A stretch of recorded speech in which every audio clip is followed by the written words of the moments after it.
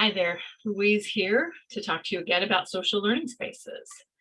We've talked before about the importance of people and how when you have that genuine community, you have a stronger community of practice. You create the conditions for social learning places to happen.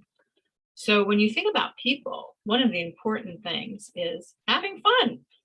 People need to have this experience of being together that really draws them in, that makes them genuinely want to come to work, want to go to a meeting of all things. And there are some easy ways that you can make that a fun experience. I had the opportunity to be on a high performing team very early in my career. And I think that's really what seeded my fascination with communities of practice and how powerful they can be. And so one of the things we did to make life a little bit more fun and engaging, and really to encourage people to share the different responsibilities, was we would share the duties of creating the agenda.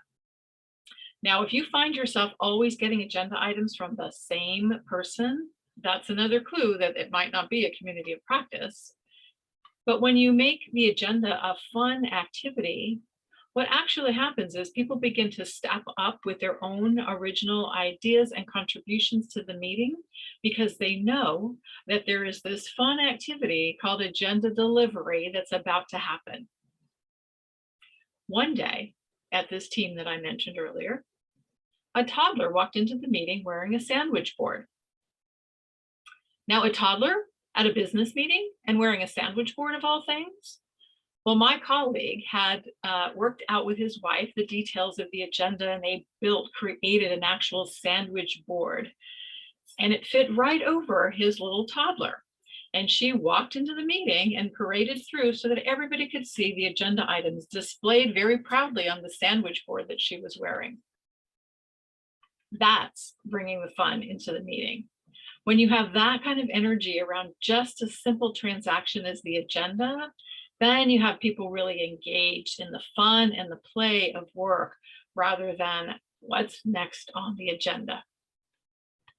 So when people take turns, then creativity can be unleashed because then you have this capacity in the room for people to think about what creative or different idea can I do? And there was that one time where I did the agenda on toilet paper rolls. So we won't go into that right now. But my focus today is really to think about shifting from task to fun, shifting from outcomes to engagement. And when you can make those subtle shifts with your team, you're well on your way to really building a strong, anchored community of practice that's creating the conditions for social learning.